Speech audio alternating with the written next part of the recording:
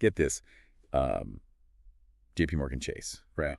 They had this infinite money glitch. Oh, wow. Yeah, so people were, get this, depositing bad checks and then withdrawing huge sums of money before the bank even realized what was happening. Really? Yeah, it's just like, come on, how is that even possible? Like, how does that even happen? Yeah, well, it really raises a lot of questions about banking security in this day and age. For sure. So the way the glitch worked was surprisingly simple, actually. Okay. It all comes down to how long it takes for a check to actually clear. Right. So usually when you deposit a check, the bank will make a portion of the money available right away. Yeah. And the rest becomes available after a few days once the check clears, right? But with this glitch, people could withdraw the full amount right away, even if the check was bad. See, that's what I don't get. Like, how can a system even exist like that? Right. At a major bank especially, like, what kind of safeguards do they even have in place? Yeah, that's the big question here. It seems like there was a pretty big weakness in their verification system. Huge weakness, yeah. And what's even crazier is how this glitch went viral. Oh, yeah. I saw that. Yeah. All over TikTok. Videos showing exactly how to do it. It spread like wildfire. It's like they were encouraging people to take advantage of it. You know, like, why not just report it to the bank? Yeah, I know. So they could fix it instead of blasting it all over the internet.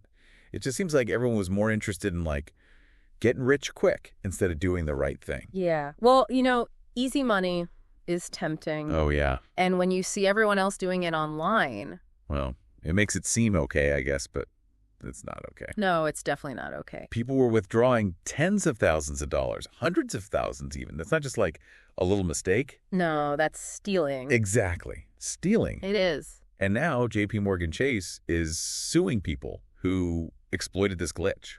Yeah, especially those who withdrew really big amounts. We're talking like $80,000. Yeah. All the way up to, get this, almost $300,000 in some cases.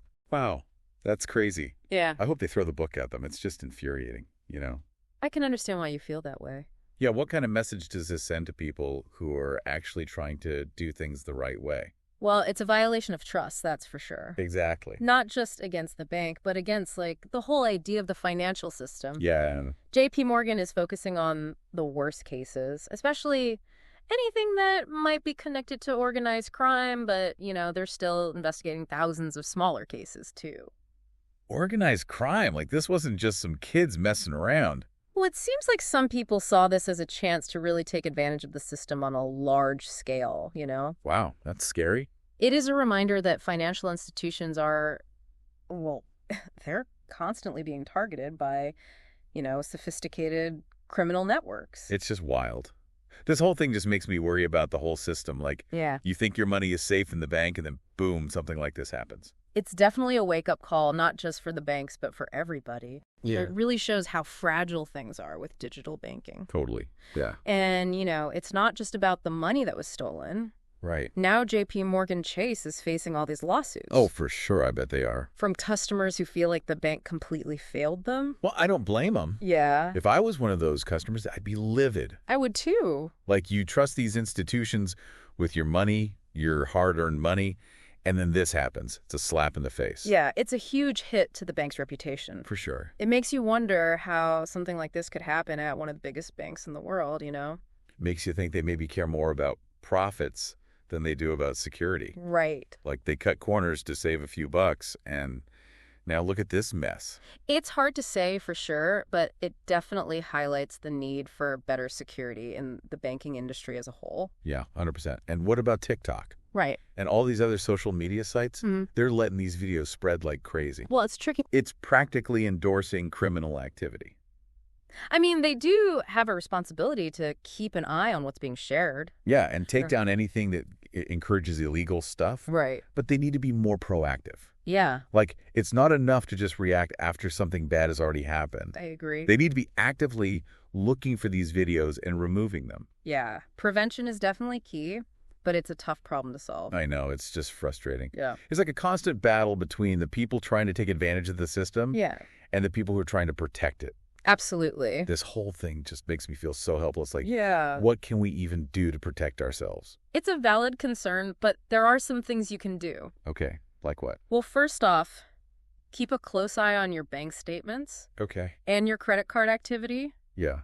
Look for anything that seems suspicious, even if it's small, Yeah. and report it to your bank right away. So basically, we have to be our own security guards.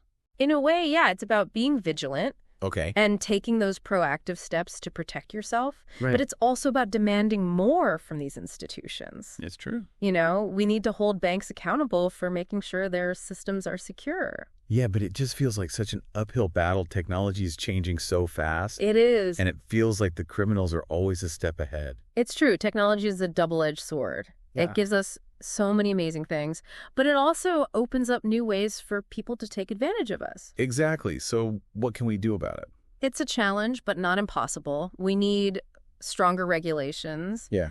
and more oversight Right. to make sure that financial institutions and tech companies are actually protecting our data and our money. So it's not just about individual responsibility. It's about working together to make things safer. Exactly. We need to raise awareness, educate ourselves and others, and demand better from the companies that have so much power in the digital world. Yeah, that makes sense. It sounds like a lot of work. It is, but it's important. The future of our financial security depends on it.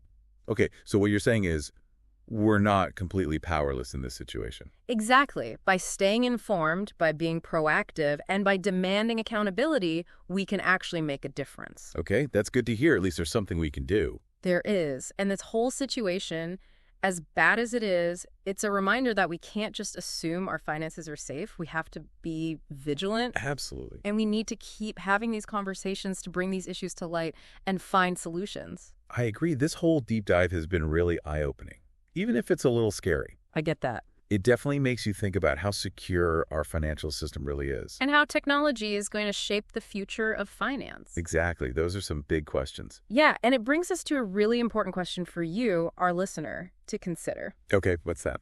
In this age of rapid technological advancement, how can we balance innovation with security?